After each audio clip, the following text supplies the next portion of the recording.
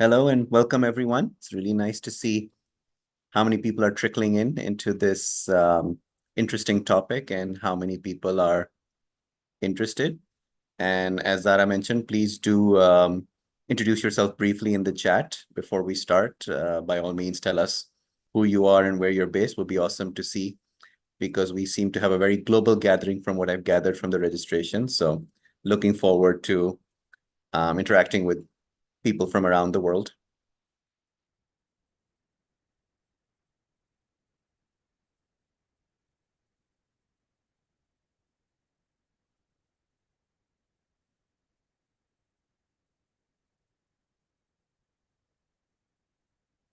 Yeah, I see people from Afghanistan, Uganda,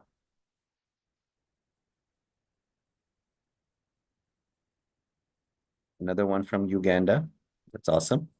Great to have you joining into our conversation. One from Pakistan, another gentleman from Uganda, someone from Jordan. Amazing. Kentucky, USA. Awesome. It must be early in the day. I see Canada, Yemen. Awesome to have you. Switzerland. Amazing.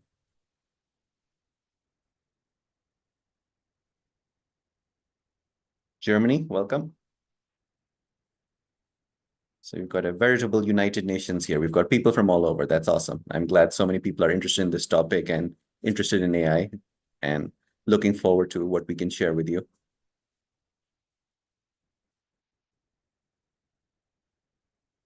Another one from Pakistan. Awesome. Welcome.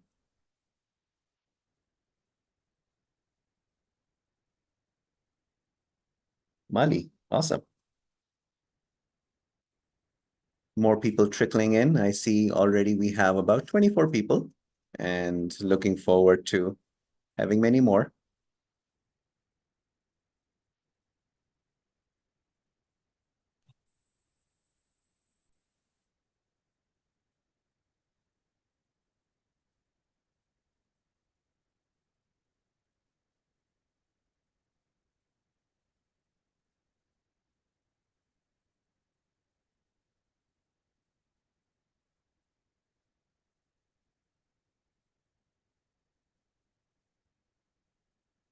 More people trickling in. We're up to 26 now.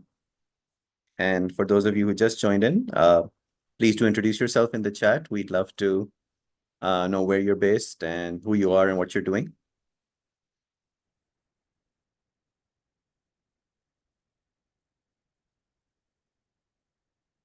And we'll just kind of formally kick off in another minute or so. Let's just let more people join in, but really excited.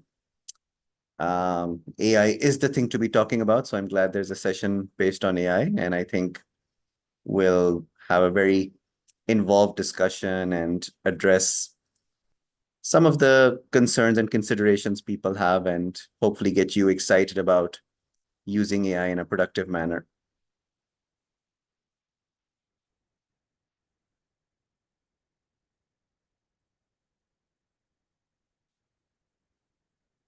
Okay, awesome. So we have 27 people here and well, number 28 just came in. I'm sure people will keep trickling in. And so I feel like let's just go ahead and start since we're a couple of minutes into the session and more people will join. And for those of you joining in, please do introduce yourself in the chat. Do mention where you're from, what you do. And as we kind of get deeper into the discussion, we'd love to see and read your comments in the chat. And we'll try to address as many questions and concerns come up. Can't promise, but we'll do our best kind of to address these things in real time. So welcome, everyone. This is the session focused on AI in monitoring and evaluation, which, as you all would be aware, is a very critical central part of the development sector, of any sector related to professional services, being able to monitor and evaluate kind of progress, funding, donor satisfaction, having frameworks for that, having systems for that is a key part of many, many organizations. And I myself have worked in several organizations where that has been very important to what we're trying to do. And I myself have had a chance to kind of experiment and tinker with various AI tools to address the needs for M&E on projects. And I'm looking forward to sharing with you more about my background, my experiences, and roughly the way we've envisioned this talk. We'll spend kind of the initial chunk of time just introducing ourselves, myself, Jazib, and Athar, who's just joining us as well. We'll be telling you a bit about our backgrounds and how they relate to AI and M&E and other considerations in this space. Then we'll have a chunk of time kind of going over how exactly we think you should be using M&E, how you should be using AI to enhance the work you do at M&E.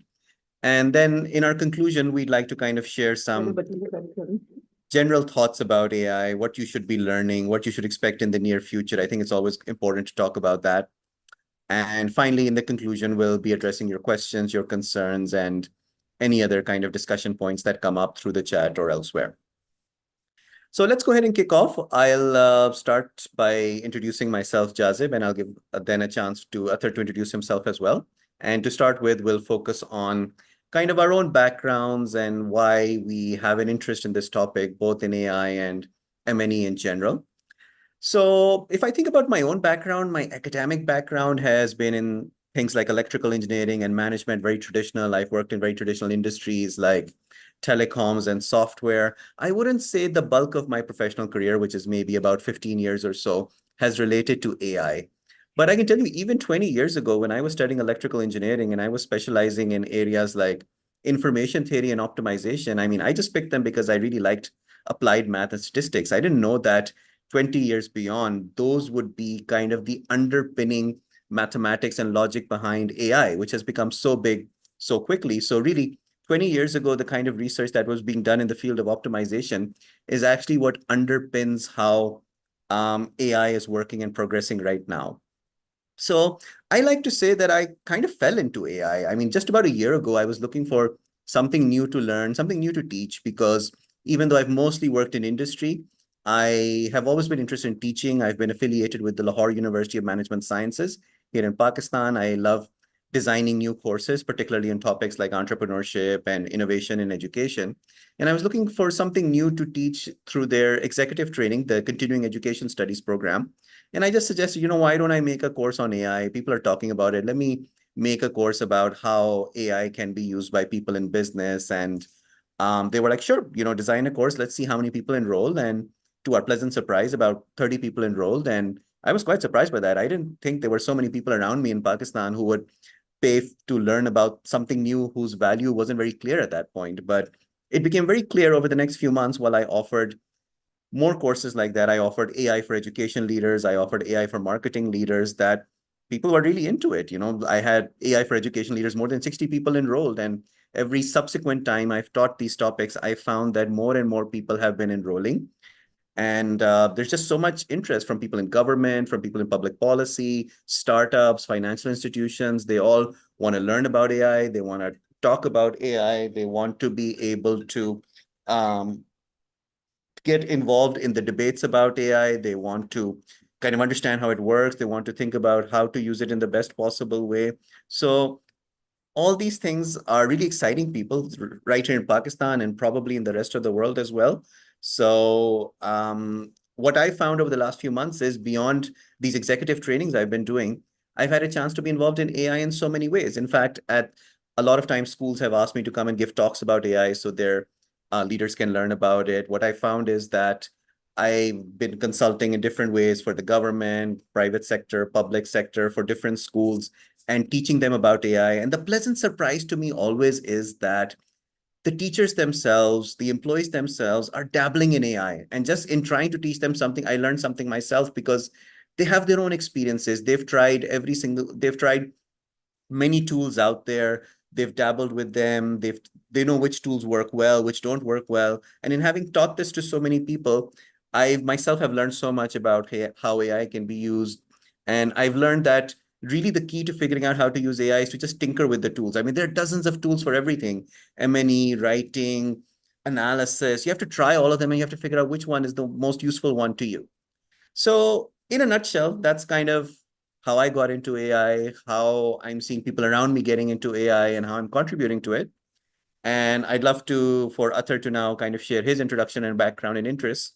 And then, of course, we'll go into more specifics on how you might use AI and what you should be expecting. So over to you, Athar.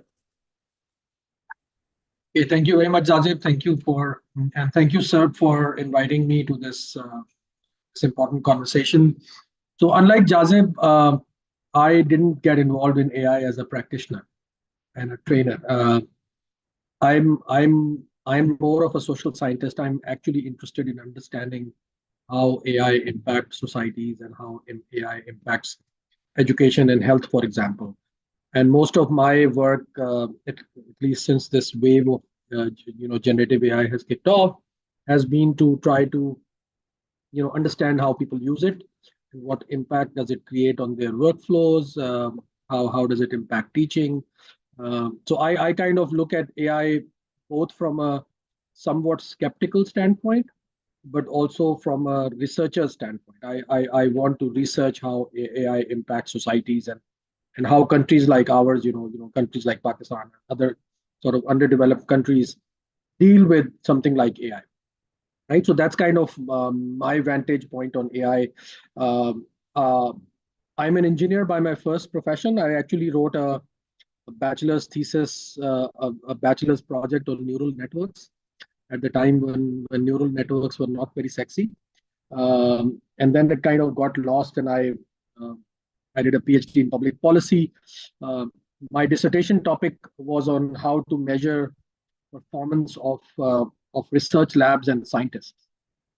And so I've kind of thought very hard and deeply about how do you evaluate performance, how do you evaluate so this whole idea of M&E. Obviously it takes different shapes in different settings. And then I sort of did my thesis, and then I started working on something else in my life, and this whole idea of measurement and evaluation and performance kind of just went away. And then about 6, 7 years ago, I took up a government position in the Pakistani government, and I realized that most of what I did was about M&E. Right, so it all sort of came back to me as if I was kind of preparing all my life sort of for that position. And so I think in M&E, obviously I've learned through practice that a lot of time is spent in M&E trying to figure out what you should measure and how you should measure, rather than the act of measuring itself, right? I used to spend a major part, my job was to sort of fund and approve projects. And as one of the tasks in funding and approving of projects, I used to kind of lay out an M&E plan for how the performance on that project, how the delivery of that project would be measured. And I realized that a lot of times government officials who were trying to do their job in a kind of a, ordinary kind of a fashion would kind of write that M&E plan in a way that it couldn't really be measured, right? It was almost like like these people have learned how to write M&E plans in a way that you really cannot measure and hold them accountable for. And so most of my task actually on those projects was not to define the project. I mean, obviously I used to define the project, but most of my task was to actually say, okay, what is it that I can measure, which will make sure that this project actually achieves its objectives, rather than achieved some made up objectives that weren't really what was intended, right? So I actually believe that most of what happens in M&E has to do with understanding what you really want to measure and making sure that you measure something that cannot be easily gamed and stuff like that.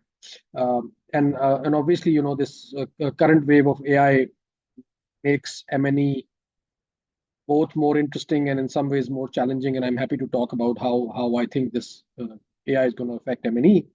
But that's kind of my background. That's kind of my vantage on AI and on the M&E landscape. And happy to, continue further in a minute after Jazib makes his open statement.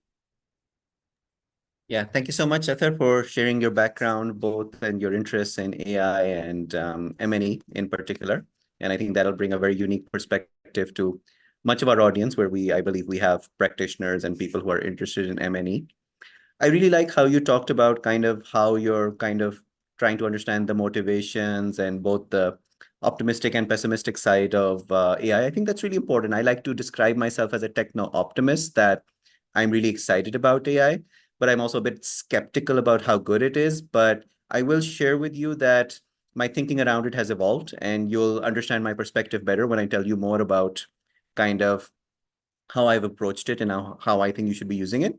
So in a nutshell, let me share with you how I approach the topic of AI, because I have been doing these trainings in different schools and centers here in Pakistan, and even for some professionals abroad, particularly in the corporate sector and in the technology sector.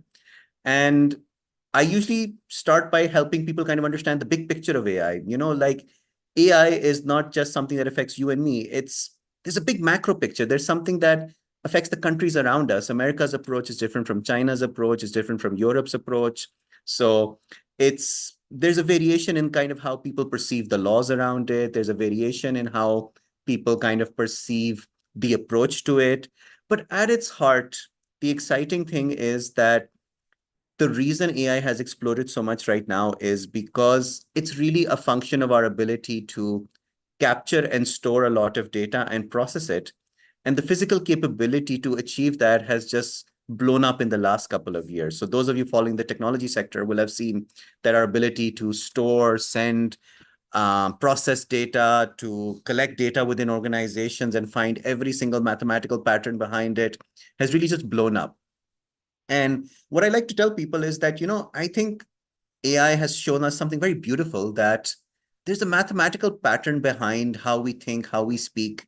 The reason something like ChatGPT works, the reason we can mathematically model our language is because there's some underlying logic and structure behind it. And if there weren't, we wouldn't be able to use AI to predict what people are going to say next or what they're trying to do and say. So that's how I explain to people that AI is not this black box. It's not magic. It's really just predicting the future based on the past, and doing that because of the mathematical patterns we find in how we behave. And that's why it's just so interesting to people who are social scientists. Now, it's really exciting that we can mathematically predict what people want to say, what they're trying to say. But at the same time, there are lots of risks and concerns around AI that we need to all be vigilant about. Remember, AI, if we agree, is just kind of predicting the future based on the past mathematically. It runs into limitations because the data we use to train it is limited and very biased. I mean, AI has really exposed how biased we are as humans, how limited the angles you find online are. So when we're training AI on the text and images we find online, it's representing a very narrow set of views of people who are spending time online and can articulate their views there. So that's why you'll often find that AI systems just do not get the right answers. They give the answers that represent a summary or an average of all the information online, which does not collect all political views, which does not take into account diversity over gender, ethnicity. You've probably heard about these cases where AI tools bring in bias when hiring people, when making financial decisions. So we need to be wary about all that. We need to realize that AI is based on past data, past decision making, and that may not be the way to make decisions in the future. So with that caveat in mind, I will share with you that even a few months ago, I still felt like, AI is cool, but it's a lot of hype. So for example, I know that even well before ChatGPT, well before these generative AI tools, I mean, when people were doing their work, they got a lot of help online, right? You would Google search. If you were a programmer, you would go to Stack Overflow. You would Google search for examples of code that were doing what you wanted. So it's not like people were doing all their work on their own. They were looking for resources online. And my initial thought was, ChatGPT is not very different. It's a little more convenient because it's conversational, but it's not very different from other tools people have used in the past to get help. But now that I've explored it myself, now that I've tinkered with it myself, I can tell you that it's actually a lot more powerful than I initially thought. Yes, mathematically, it's just kind of predicting what we're trying to say based on what we've said in the past, and everything has been trained on in the past and online. But the models are getting better and better with more information and better algorithms, to the point that, even someone like me who takes a lot of pride in his ability to write, in his ability to, for example, put together a curriculum. When I teach an AI class, I rarely look for resources online. I just ask myself, what do I want to communicate to people about AI? And I just like opening a fresh Google Doc and typing down my thoughts and shaping it a little. So I wouldn't even think twice about searching online for references and things to use. But just on a whim, I tried it out. Would ChatGPT design a better course than me? And I was telling myself, how could it? At this point, I'm a semi-expert or whatever you want to call it on teaching AI. How could ChatGPT do something better? Because the information is so generic there. But I realized that when I gave it very detailed prompts, when I uploaded my own curriculum onto ChatGPT and asked it to critique it, and I gave it very detailed prompts on, make this longer, give me feedback on this exercise, add a role-playing exercise to this point, it actually did a really good job. So I've realized that the model has become really good, really fast, and your ability to get good information out of it is really an art and a science. So if you write a one sentence prompt like design me a course on how to teach AI to people in project management, it'll give you a generic response. But if you write a detailed prompt like design for me a course on how to teach AI for project management, give me 3 examples of tools to use, tell me how to demo the tools, give me 2 exercises to do, suggest what I should do in every block of 10 minutes, put it in a table. If you give it all these details, it actually understands them and actually understands according to that. So if you wanted to solve problems in project management and monitoring and evaluation, it'll actually do a pretty good job. You'll have to try it yourself for the particular situations you're looking at, but you'll find that with detailed prompts, it actually puts together stuff that's pretty well done and pretty sophisticated. And the other thing I'll share with you is that ChatGPT and these general large language models, they're kind of tier 1. They're made by the big tech companies.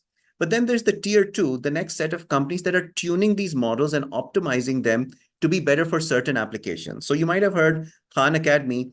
They've made Khan Migo, which is based on OpenAI, but they've kind of modified it to be better at answering questions about education. So the difference is that in OpenAI ChatGPT, you ask it a question, it just gives you the answer. But in Khan Migo, instead of giving you the answer, it actually guides you like a tutor or an empathetic teacher and gives you tips and hints in an encouraging manner. So the language and spirit of the tool has been modified for this specific situation. Similarly, you'll find that there are companies, and let's call them tier 2 companies to distinguish them from the tier 1 companies developing the original models. There are tier 2 companies developing specialized large language models that do a better job for M&E than ChatGPT does. Although, ChatGPT is improving really fast. And if they feel that, M&E is a core area, they're going to focus more on that. But when I looked at different tools for M&E, I found that you can find AI tools that based on a simple prompt, help me write an M&E report based on this data.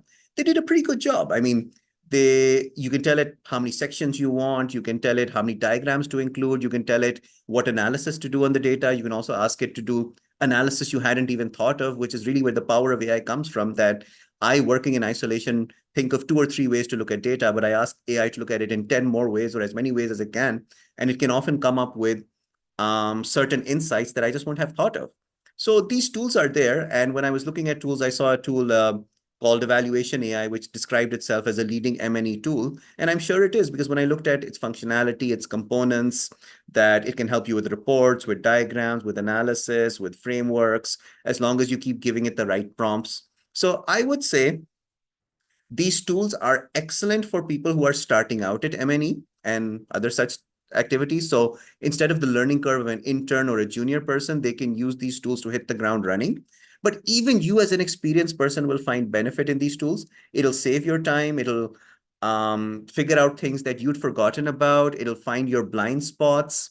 And my one word of caution before I pass it back to Athar to share his thoughts on kind of these tools and how you should be using them is, I genuinely believe these generative AI tools and tools specifically used in academic and professional work are raising the bar so that there's no more room for mediocrity, which means the expectation of people who are reading these reports and analyzing these reports is actually going up, because ChatGPT and other tools make it easy to make a standard model, but you're expected to add value to that. So I found that when I've worked on M&E projects in teams, when we're reading other people's work, when it feels too generic, we often just kind of question, Has the person just used AI to write this? And people don't like it when they start doubting that.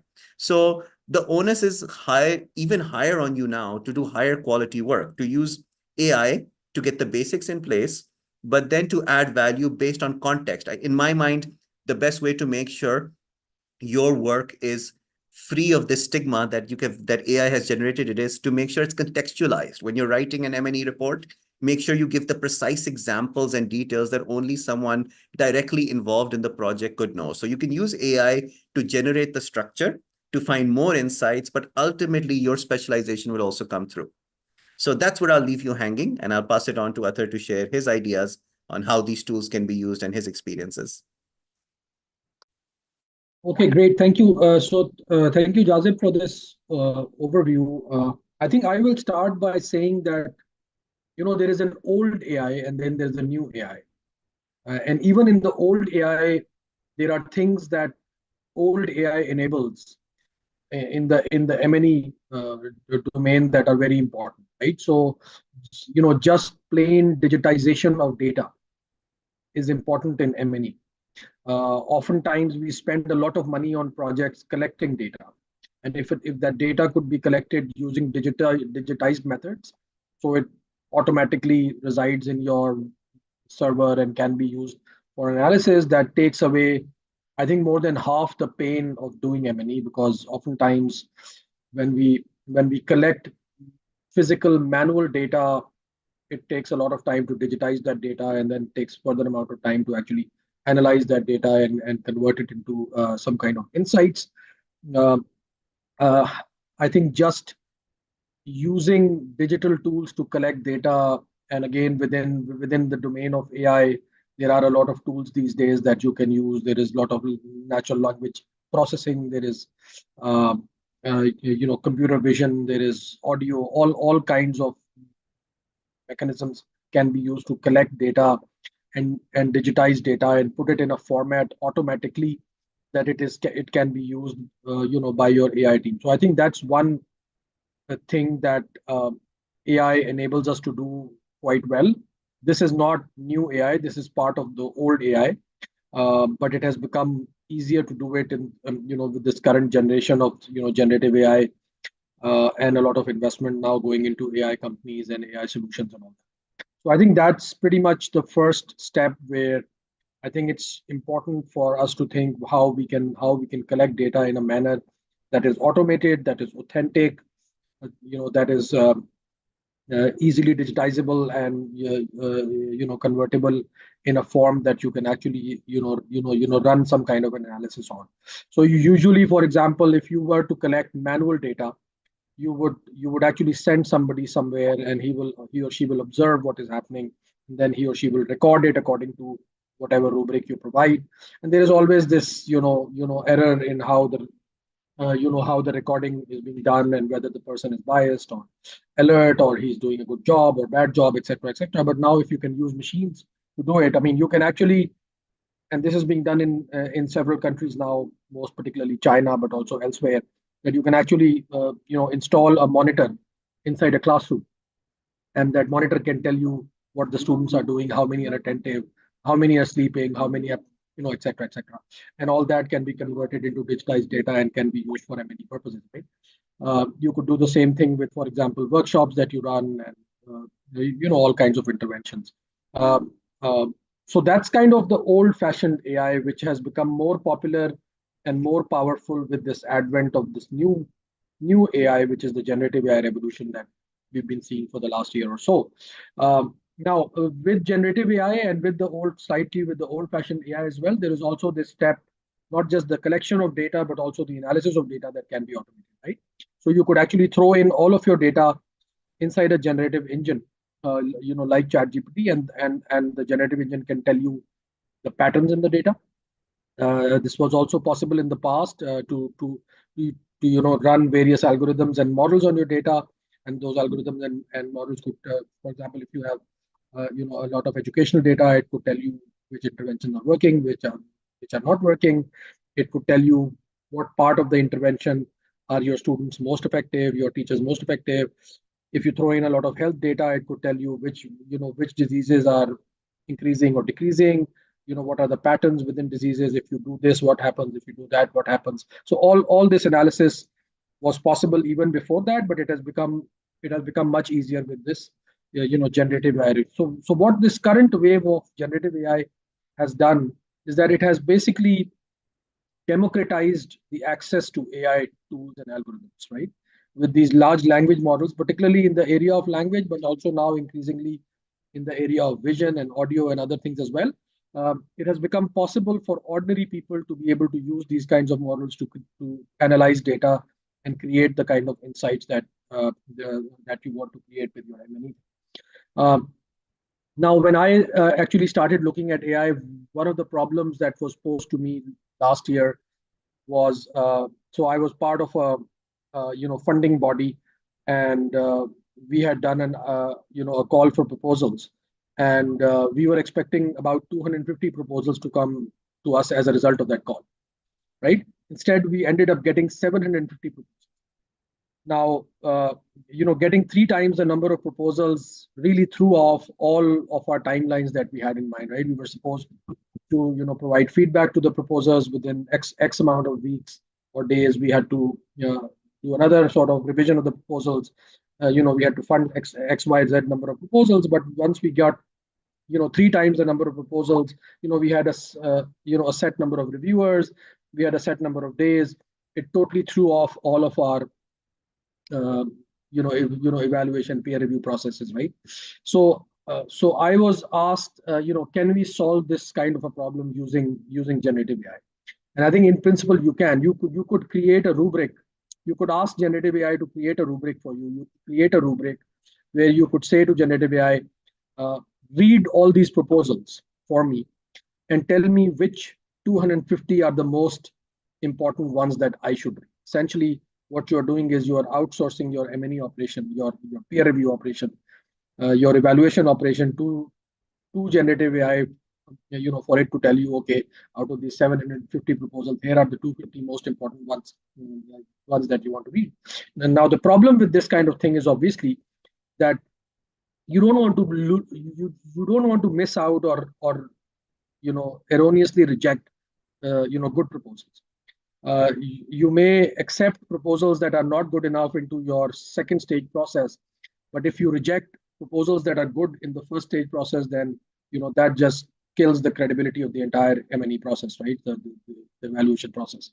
So I think some of these things are now possible for you to be able to do some of these things using in generative AI. I think some of these things are being tried now as we speak, but at this point, I think still the field is quite new for this kind of evaluation to happen.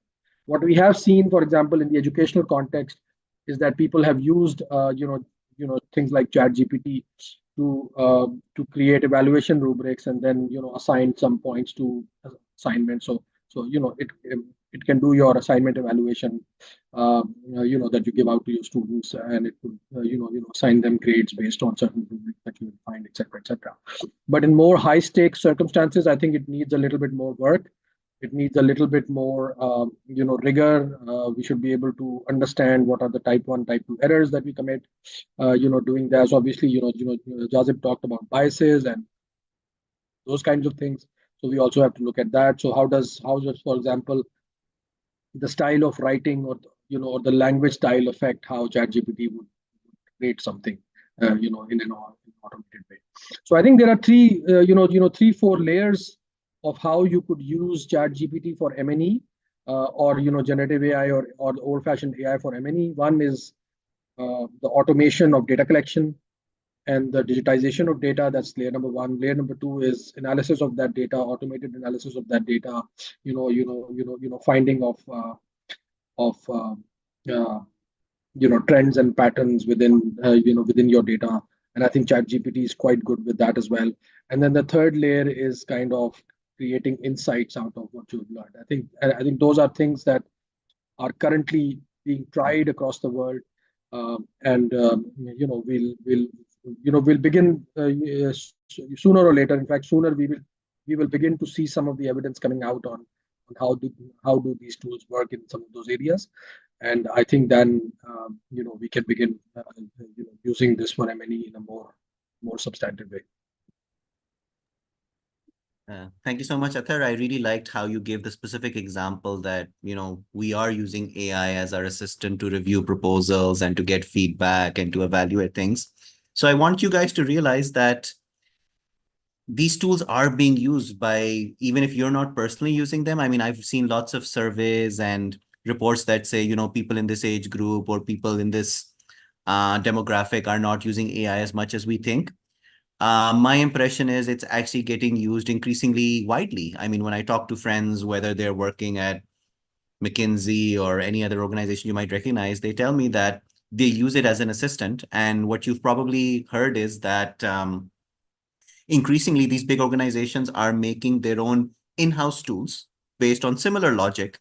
So at the back end, they are like ChatGPT, but they've localized it so that, I mean, a lot of you have asked this in the Q&A that, how can I make sure my data doesn't get uploaded and compromised? And I'll admit I'm guilty as charged. I use it without thinking about that. I don't think anything I deal with is so valuable that it'll come back and bite me. So I do end up uploading things I write myself. I do end up uploading things from work and assume it's not a big deal. And probably I should think twice about that. But at least my impression at the moment is it's pretty okay to kind of upload stuff there. And it's true that it wants you to upload a lot of stuff because that's part of its training data and the data that goes into kind of improving the model further.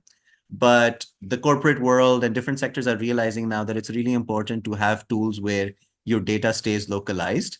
And it's also really important to have tools that work in areas where you don't have access to a lot of computation. I mean, one of the most interesting areas of research in AI is how do you do AI when you're just using your phone? You might be using that in an M&E environment to collect data from the field in something like agriculture.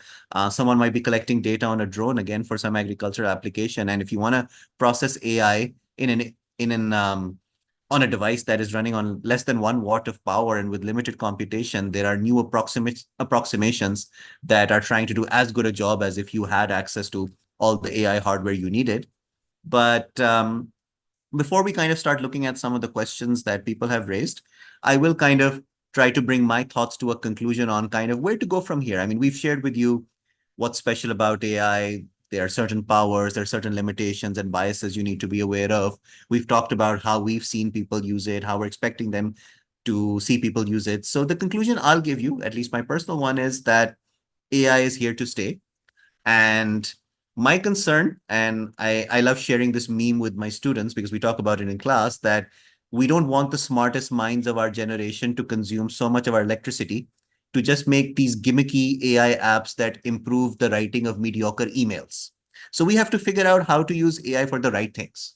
Right now, a lot of AI is used to improve writing, to improve marketing material. Maybe that's not the most powerful application, and spending a lot of the human mind and a lot of our physical resources and electricity. I mean, be mindful as someone working perhaps in the development sector that the energy consumption that goes into AI tools is much more than that which goes into Google search. One estimate I've seen is that the amount of electricity you consume in one Google search, you multiply that by 10 to get the amount of power you've consumed for a ChatGPT prompt. And makes sense to me. There's a lot happening at the back end to make all of that happen.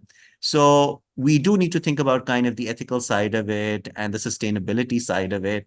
But it is here to stay. We need to think about how to focus it on the right things. What are the problems we should be solving with AI? I mean, I'm not personally very excited about helping people improve their writing with AI. I think we already do a pretty good job of teaching writing, and I don't want people using this as a shortcut. I want them to use it as a way to get feedback and to write better and to level the playing field so people have access to the same resources.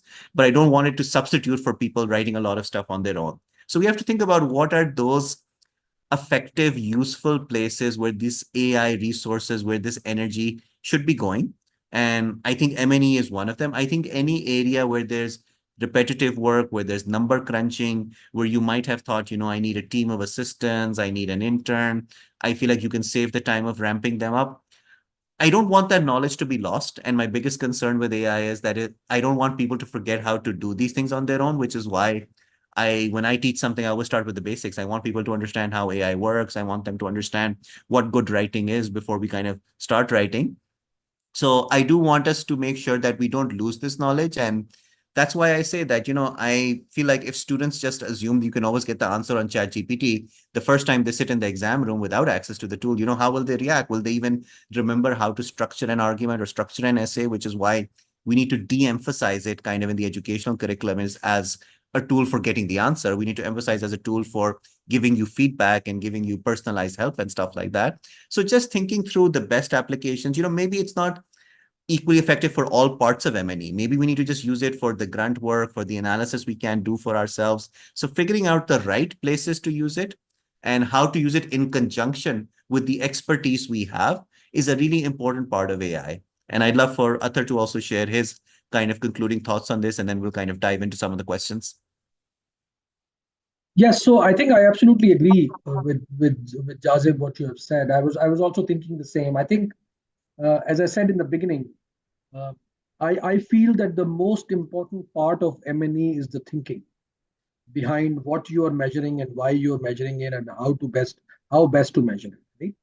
And that only comes from experience. AI will not tell you, and even if AI will tell you, it will not tell you in the precise context in which you want it to be, right? AI will, if you ask AI, okay, can you create an evaluation plan for me? It will create an evaluation plan based on how it works, and we know how it works. It really doesn't think through anything. It just generates based on what it has elsewhere, right? So it'll give you something that is kind of average. That average can help you to start thinking about your problem, but that average will most likely not solve your problem, right? So I think there is no replacement of thinking process. There is no there is no replacement of the deep thought that needs to go into designing an M&E plan that works in your context, right? You have to think about how your stakeholders, what metrics your stakeholders are really interested in. You need to think about how your stakeholders are probably going to try to game the metrics, and how you can still push them to do the right things by driving M&E in a way that it kind of forces them to do the right things, rather than forcing them to you know fill in the metrics that you want them to fill in, right? So I think that's a very important part. The other thing I was also going to comment about what Jazib said about writing, right? So there's a lot of emphasis. I think Jazib said in the beginning that you could use AI to write your M&E reports. That's another thing that I would sort of caution a little bit about, because uh, you know uh, AI doesn't know what is happening on the ground, right? So if you are an evaluator of an activity and you are writing a report, you exactly know what was happening on the ground, and you are reporting exactly truthfully what is happening on the ground. If you ask AI to write a hypothetical report based on a hypothetical activity that you plug in, it's going to write things that have no basis in reality, right? It's going to write good flowery English, perhaps. It'll fill up pages. You ask him to write a 2,000 word report, it will write a 2,000 word report. You ask it to write a 5,000 word report, it will write a 5,000 report. But whatever it's going to write, that has no basis in the actual reality of the activity that you're covering, right? So in my opinion, that's almost like untrue. It's an untrue M&E assessment of a report, right? And I think we should sort of guard against blindly using AI to churn out reports that we know it has no basis. AI at this point at least has no perception of reality.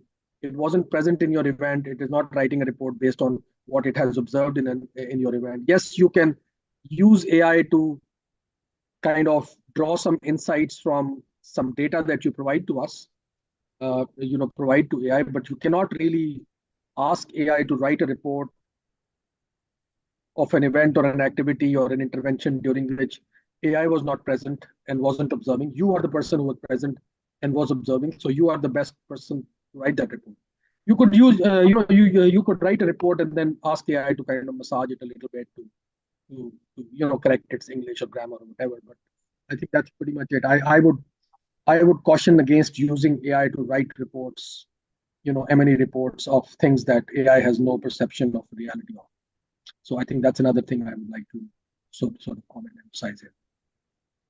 Yeah, totally agree with that. We don't want AI to blur reality. One of the things I like to tell my students is, for people our age, I mean, we've mostly grown up offline, so we can tell the difference between what we experience online and offline. But for the younger kids, it's a challenge to make sure they understand the difference and they don't blur what they see and what they read because of AI and start thinking that that's reality, right? So you've all seen these funny hallucinations and the many cases in which AI gets things wrong. So that'll keep happening, which is why for working in something professional, something critical like M&E, you can't blame AI for it. You can use its help, but you have to be the final judge, the gatekeeper on the quality of its answer.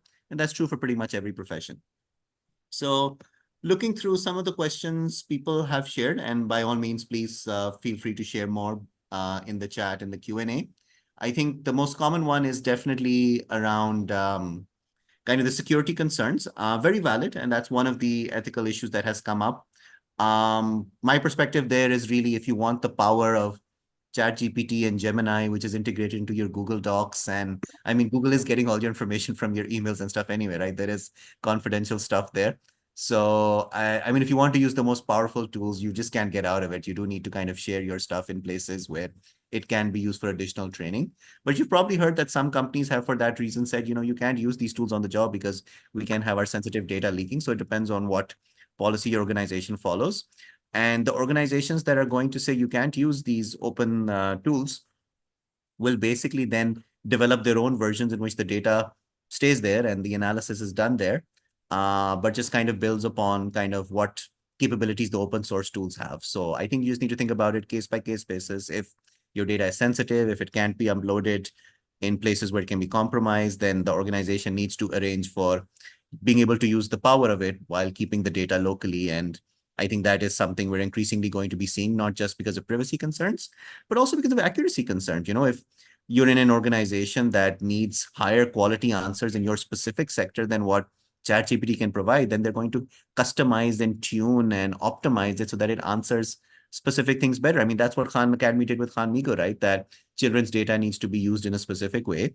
And we need the answers to questions to not just give the answer. We need it to be scaffolding the answer and to be following the growth mindset. So they've optimized and tuned the large language model according to that. Anything you would like to add, Athar, on the privacy and data side that you've experienced? No, so I think again, those are things that can be sort of decided on a case by cases depending upon what kind of data and what kind of uh, protection you want.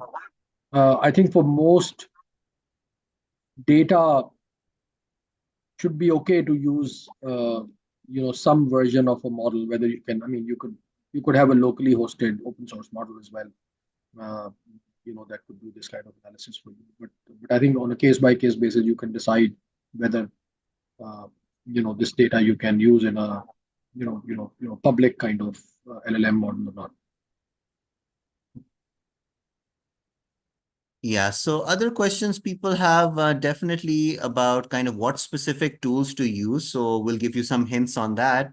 I mean, to be honest, even when I find a specialized tool that I think does a better job at something specific like report writing or writing proposals or grant proposals, when I come back and try the same thing on ChatGPT or Gemini, I mean, they're pretty much there as well, even though technically these LLMs are meant to be jack of all trades and not specialized in specific areas. But maybe there's some power and some value to being a jack of all trades, and that comes through in the LLM. So whether you want to write a report in a very specific structure, specifying how long it needs to be, how many sections it needs to have, whether you want to generate pie charts, whether you want to upload your own document and get some technical insights, I found that the standard ChatGPT interface works very well on that, probably on par with the specialized tools you find.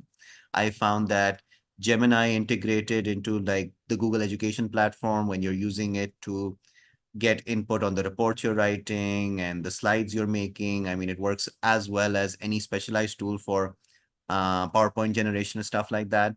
The best approach is really to kind of try things out and see which one works best for you. And one thing I've heard people say is you ultimately do mix and match, and maybe that is the core human skill going forward, curating, finding the best answer in multiple places and mixing and matching it. So being able to try out different tools, knowing they have different strengths and weaknesses. The tricky thing with these AI tools is there isn't really an objective way to measure which one is better than the other, although people are trying to come up with metrics in an M&E sort of format on, why one model is better than the other in terms of the quality of its output, the accuracy of its output, the length of its output. But at the moment, it's really just a matter of kind of tinkering with things, trying them out and figuring out which one works better for you. What works best in one context might not in the other. So they're still really just tools and assistants, no different from getting opinions from multiple people before deciding what's final. But I'd love to hear again from Athar on what his experience is in kind of picking tools and what might work better than the other. Yeah, I think that it's quite early on in the process at this point, and I really couldn't find. So in last year at this point, generative AI was kind of really new, and I was looking at education in particular, and I felt that I was asking the same kinds of questions that a lot of researchers around the world were asking about similar sorts of things. Um, Over the last year, there has been now a lot of development in the use of AI in education and health in particular, and we are beginning to get some answers of what works well and what doesn't work. I think in M&E things are still pretty early on at this point. Obviously, I think within the next perhaps year or so, we will begin to see some established, as Jazib said, some established data rigorously evaluated on what works and what doesn't work, and how to make the things that don't work better. But I think at this point it's pretty early on. I think you could use number of tools for various sort of sub pieces of the M&E. So you could use tools for writing stuff, and you could use tools for data analysis, and you could use some tools for capturing of data like NLP and stuff like that, and machine vision, etc. But there's not really, I don't think there is any particularly comprehensive tool right now that especially focuses on M&E, and one could recommend something that is all inclusive and comprehensive in some way. I see another question on, this is an interesting one, that guidelines for informed consent. If you're going to be using AI to analyze survey responses for your M&E, should participants consent to have their answers uploaded to an AI server? That's interesting on many levels. I mean, the core of M&E, right, is to get information from people and then analyze it. Again, I suspect that whatever legal processes you do follow at the moment, depending on your organization and how formal it is, you are probably kind of getting people to sign something or just indicating to them what data is being collected and how it can be used. I could see that needing to come into the fine print and the language pretty soon. Although I do have the impression right now that the technology is ahead of the law and the policy, so people haven't really figured out what's the best way to do it. I also think that there's a big geopolitical divide there.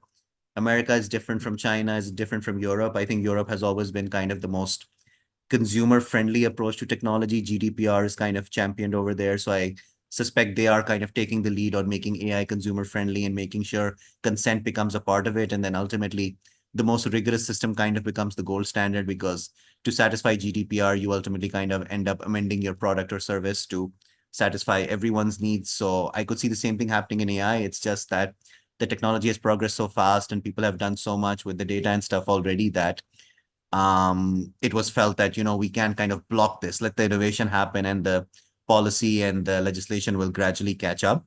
But I do think that ultimately, whoever's looking at your legal considerations will expect you to kind of include that there is consent, that this analysis can be done by AI, this data can be uploaded somewhere. I think a lot of times you'll probably be doing analysis that's a bit informal, where it's not specifically sensitive data you've collected, but it's still important for your organization, in which case I think it's less critical exactly how you do the analysis, because as I've mentioned, I mean, your documents are already in the clouds and everywhere, and they are being in a form in which they can be consumed for like marketing and other data collection purposes. So in my mind, this is not particularly different from that. There was another question about kind of ethical considerations on around transparency and stuff. And I think the people who are looking at AI policy right now are very mindful about the fact that we do need to disclose what data is collected and how the models work, and people need to be more aware of it. We're just not in a position to enforce it right away. If we start enforcing it right away, the usage of the tools would slow down immediately. And I think generally we've accepted that we can't do that. Let AI run at the speed at which it wants to run and we'll catch up. But I think from an educational perspective, we've been focusing more and more on kind of training people about this and making sure they know about this so they can kind of make decisions accordingly. So that's how I'd approach it. So Athar, any final thoughts you'd like to share? I guess we're reaching the hour and we'll conclude soon. But if you'd like to share any final ideas or suggestions on what people should be thinking about or considering. No, I think as I said before, I think AI is a very powerful force that, as Jazib said, is here to stay. I think the trick is to use it effectively and intelligently, and not outsource to it things that shouldn't be outsourced to it. As I said, the thinking part still needs to happen in M&E, and thinking part is primarily the job of the person who has the experience and of all whatever project you're running and or whatever intervention you're running. You need to really think through that. I used to, when I was in the government and I used to do these project evaluations, I used to spend most amount of time, thinking about what I was trying to measure and how best to measure it. So I think I use that old adage that I think is what Einstein said, or somebody like that, that you spend 95% of your time thinking about the problem and 5% of the time solving it. So if you spend 95% of the time thinking about the M&E problem that you're solving, and 5% of the time actually solving it or collecting data or evaluating, I believe you'll do a good job of M&E. I think the problem comes when we sort of mindlessly jump into an M&E and start collecting all kinds of data, and then trying to make sense of that data after the fact. And data after the fact really never makes any sense, because you only can evaluate and assess what you put into the place as a data collection thing, right? So I think it's really important to think hard about what we are trying to measure and how we're going to measure it, and how we're going to measure it in a way that we get an authentic and an effective response rather than a made up response by the people. So I think that's really important, and for that, so far there is no replacement of AI, of human mind. So there's nothing to worry about for the M&E people. I think you can use AI to speed up some parts of the process and automate some parts of the process, but the real thinking part has to come. On one of my recent panels, they included an avatar who was answering based on AI. And at that time, ChatGPT wasn't as developed. So it was just fun to kind of hear it in its AI voice. The answers were not very significant, but who knows, pretty soon, the AI panelists might outshine the real human panelists. So let's enjoy our time in the sun while we can. And thank you so much. Thank you, sir. Thank you, the wonderful audience, and all your questions. And please do reach out to us to share with us your experiences about using AI and M&E, because it's just the kind of field where you can only constantly learn based on other people's experiences. There's no playbook we can write on the best approach to AI. It's just based on exposures and experiences and interactions. So all the best, everyone. And thank you so much for being in our panel. Take care. Absolutely. Wonderful.